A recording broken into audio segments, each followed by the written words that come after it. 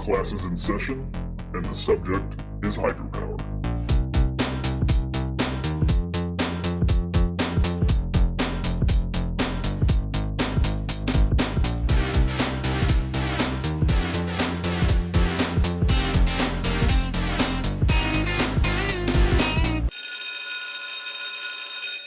Welcome back to Hydro 101, everyone's favorite and only mini-series of DAM, the official podcast of Northwest Hydropower.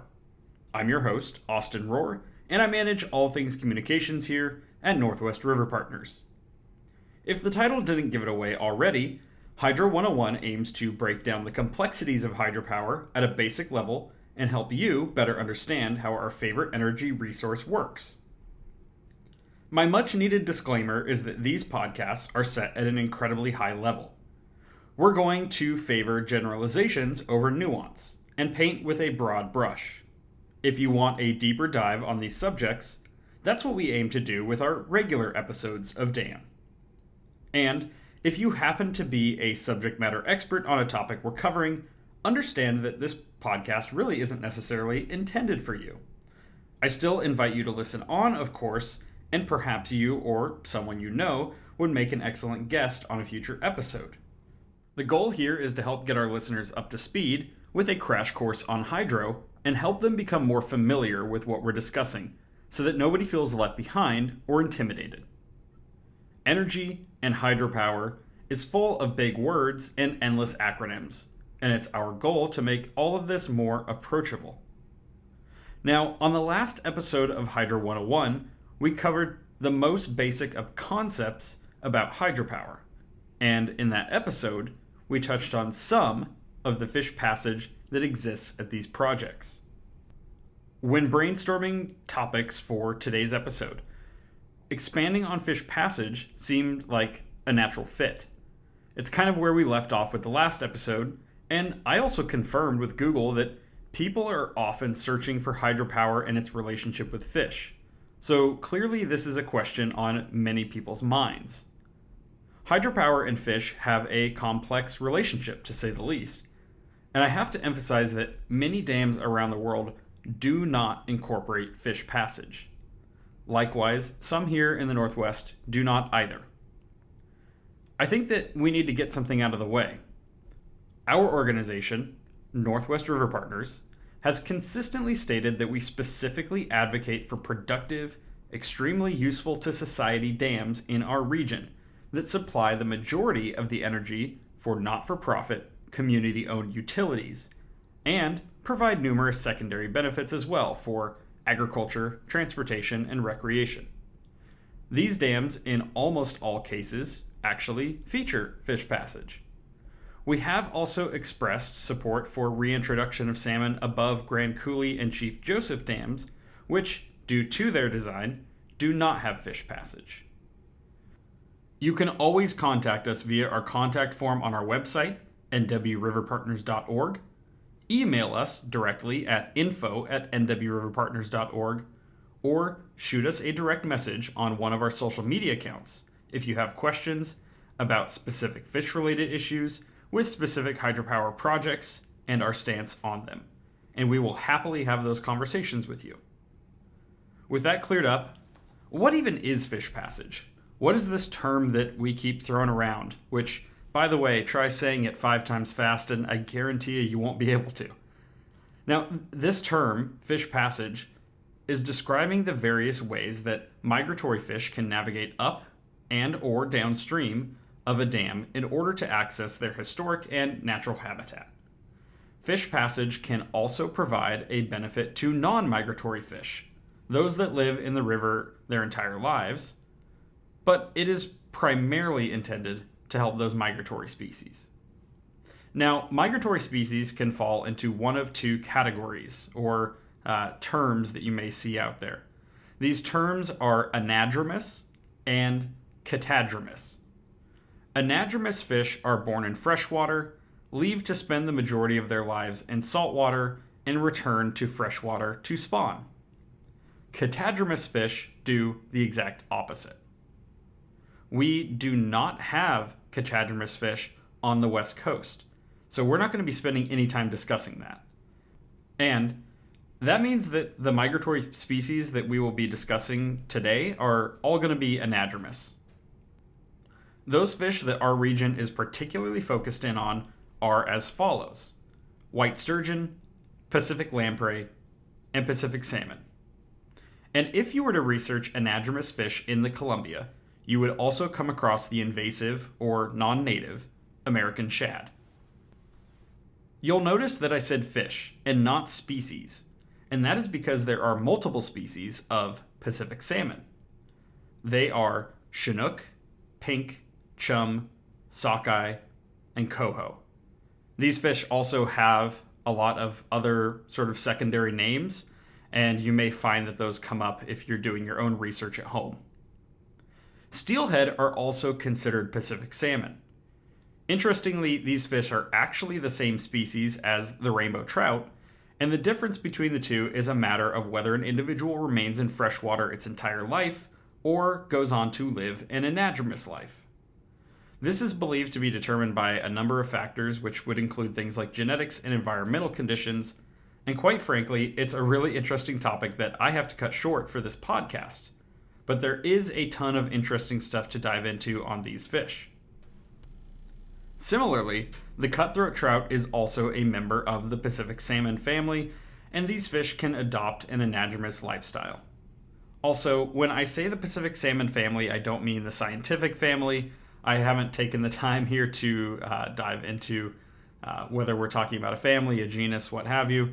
I'm simply talking about the group of fish that we call Pacific salmon. Finally, before we get off this topic, there are also non-anadromous varieties of mini salmon as well. So, similar to the rainbow trout, there are a lot of landlocked salmon. The most famous landlocked salmon of all would be the landlocked sockeye, which is known as kokanee. While all of our native migratory fish are important, I think it's fair to say that the bulk of our attention and resources in this region are centered around salmon. Chinook, sockeye, and steelhead especially earn our attention for a number of reasons. One of which is simply the fact that they spawn further inland or upriver than other species, and therefore they need to pass more dams in order to reach those spawning grounds. Salmon are also incredibly important. They've been called the lifeblood of the Northwest. From an ecological standpoint, their anadromous lifestyle and the cycle of spawning every few years means that they carry nutrients from the ocean into the rivers, therefore enriching the habitat around them. Predators that feast on these returning fish disperse these nutrients all across the habitat. At an elementary science level, salmon are connected to virtually every part of the food web they exist within. These fish also have a massive importance to human life as well. Of course, they are commercially and recreationally prized for catching and consuming, but it goes way, way deeper than that. In particular, Native American tribes across the Northwest have relied on these fish as a staple of their diet and their culture for as long as they've been here. Salmon are more than food.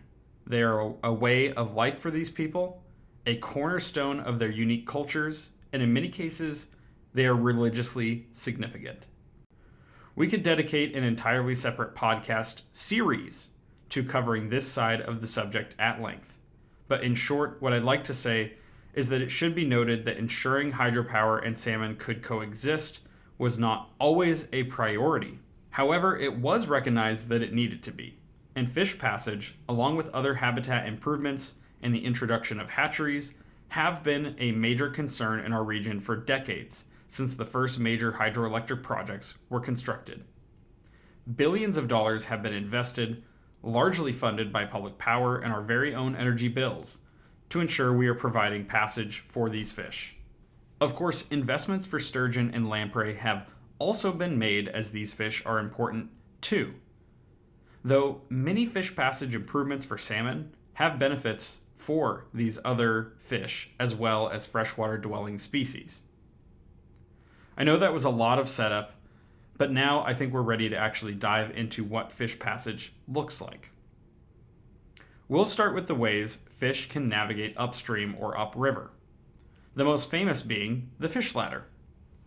A fish ladder is really more like a fish staircase than it is a ladder. It is typically a series of concrete pools in a gradual staircase formation, with gravity carrying water naturally from the upstream reservoir of a dam to the river down below.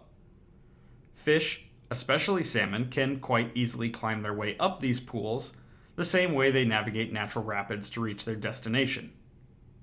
These ladders have a lot going on, including things like essentially passageways that allow the transition from pool to pool to be a bit easier, and the ability to draw cooler water into them to ensure conditions are ideal for traveling fish. Now, as a comms person here at this organization, I've seen a lot of claims online from social media commenters saying that these fish ladders don't work. I can't speak for other species in other rivers, but the fish counts at our dams are all the evidence I need to support the idea that salmon and other species effectively navigate these systems year after year with ease. You can also go check out viewing windows at these fish ladders, one such being Bonneville Dam, and you could actually see this in action for yourself. A fish ladder really is the primary way to make the journey upstream of a dam. But, especially in the case of very tall dams, this may not always be possible. That may be one reason, among many others, why you might see the trapping and transportation of fish, usually by truck, to get them to their upstream destinations. However, to even trap said fish, usually a fish ladder is used to get them into a holding pond where they can be taken from. On the other hand, the downstream journey is a bit more complicated to describe. Fish, and especially juvenile salmon, looking to make their way downstream or out to the ocean, have a number of options available to them.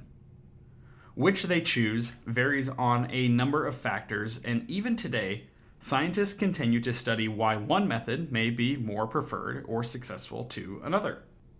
A big factor in that is whether those fish choose to swim higher or lower in the water column. If you recall our first Hydro 101 episode, you'll remember that dams have an intake for water to enter the turbine, and a spillway where excess water, not used to generate power, can flow over the top of the dam. A fish high in the water column is most likely to end up in the spillway, and a fish lower in the water column is most likely to end up at the intake. A spillway can be an intimidating drop, with a large volume of water pounding as it falls into the river below. However, juvenile fish are quite well adapted to these sorts of conditions. Remember that in a natural river, they would be traveling through rapids or even waterfalls as they head downstream. A case in point of this would be to just check out some of the more viral methods of stalking rainbow trout on the internet to see just how fairly durable these fish actually can be when it comes to some of these higher drops. It's fair to say, though, that a spillway is a more dramatic feature than most found in nature, and in order to combat this and give fish a better shot at survival, the spillway wear was born. Some of this may be familiar from the first episode of the series, but we're going to go over it again in greater detail here. The spillway wear is essentially a giant slide that is designed to create a more gradual journey down the face of the dam, giving fish the best odds of survival. They are strategically placed and implemented so that the fish traveling high in the water column are likely to utilize them. These are actually a bit of a newer invention, but they've been very successful at increasing downstream survival and also help reduce travel times for juvenile salmon on their way out to the ocean. As I mentioned, not all fish take this route, though. Some will inevitably end up encountering the intake of the dam instead. This is not necessarily the preferred route from the owner-operator standpoint, so efforts have been made to steer them clear of taking that route. These are what we call a fish bypass system. Luckily for all of you, I actually saw one of these up close more recently, and it's quite complex compared to what the name might imply, but having recently seen it firsthand, I'm hoping that I can paint a bit better of a picture for you all. Of course, the idea is to provide a bypass route away from the intake and ultimately around the dam. But doing so requires several components. The first of which is a way to redirect those fish away from the intake. This is often some sort of screen type device. The one I just recently saw was actually more of a mesh belt which was rotating. The way that I can sort of paint a better picture of this is to compare it to something like maybe a treadmill. The direction of the belt creates an upward current, and that is going to guide the fish towards the entrance of the bypass channel. That actual channel looks really more like a slide at a water park or some sort of large pipe, which gradually winds its way down until it drops into the river below the dam. These channels may feature some detours, though. In many cases, scientists can divert the fish from their intended route to study them and do sampling of juvenile salmon. It's a unique and incredibly important opportunity to gain valuable insight into these fish and help guide salmon recovery. They can then be sent on their way downriver after the fact. Now, naturally, these systems aren't perfect. Fish can and do slip through or pass screens and enter the turbines anyway. They can and do survive this journey though, but it's not the ideal pathway. However, that is starting to change. Fish-friendly turbines, which feature efficient designs that reduce the concussive forces of a traditional turbine, allow juvenile salmon to travel through them at a rate of around 99% survival. As these turbines are used to upgrade existing turbines at dams in the Northwest, owners and operators of hydropower projects can actually ditch the screens altogether and allow fish to either utilize the bypass or enter the dam and pass through the new fish-friendly turbine. And of course, they still have access to the spillway weir as well. These options all together have shown extremely high survival rates past each dam on the Lower Columbia and Lower Snake, and have been used elsewhere in the system as well. In fact, this hydropower system that we have in the Northwest is often touted as being on the leading edge of fish passage technology. Now, I briefly mentioned travel times for juvenile salmon when discussing the spillway weirs, and this is because these travel times are important. The less time that a juvenile salmon spends making the journey from their spawning grounds to the estuary and eventually ocean, the less they encounter risks like predators, let's say. Dams have lengthened that journey, however, as the impoundment of the river slows its natural flow. For hatchery fish in particular, there have been many examples of programs to transport them downriver by truck or barge to expedite the downstream journey. This isn't a perfect method, though, and some research actually would suggest that it may have some drawbacks for those fish when compared to those who end up naturally navigating their way downriver. In more recent years, agreements have been made to shorten this journey by instead modifying operations at dams during the peak migration season for juveniles in the spring. This is, again, an incredibly complex topic, but in summary, by spilling more water at strategic times, the river flows faster and helps reduce the total travel time for juvenile salmon. As we reach the end of this brief overview, I want to reiterate just how broad the information I'm sharing with you all is. We've honestly barely scratched the surface here, and as I say so often, no two hydropower projects are the same. That means that the fish passage solutions needed at those projects also has to be specifically adapted to be successful. We owe an immense amount of gratitude to the unsung heroes who've dedicated their lives to solving those challenges and designing and implementing the infrastructure to ensure dams and fish can coexist. These efforts have been led by organizations, agencies, and tribal entities who have all committed to a better future for salmon, fish, and all who benefit from the success of these species. I hope that in an upcoming episode or episodes of the Regular Dam podcast, we can find some time to share those unsung heroes' stories and really allow them to tell their stories and take us on a much more in-depth dive into this topic. In the meantime, you can also visit nwriverpartners.org to start your research journey and access the resources available on fish passage and fish and their relationship with hydropower. Or, again, reach out to us directly with specific questions, inquiries, and comments, and we'll be happy to help you out. Now, if you're enjoying Hydro 101 and DAM, make sure to leave us a 5-star review on your favorite listening platform, subscribe to the podcast, and turn on notifications so you don't miss future episodes which arrive every other Friday. While you're at it, make sure to find us on social media at NW River Partners on Facebook, Instagram, X, YouTube, and LinkedIn. Now that you've been schooled on fish passage, I would strongly encourage you to get out there yourself and look for opportunities around the Northwest to see all of this and more in action.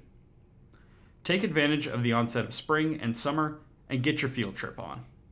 And with that, we'll be back with a full-length episode of DAM in 2 weeks. So until then, see ya.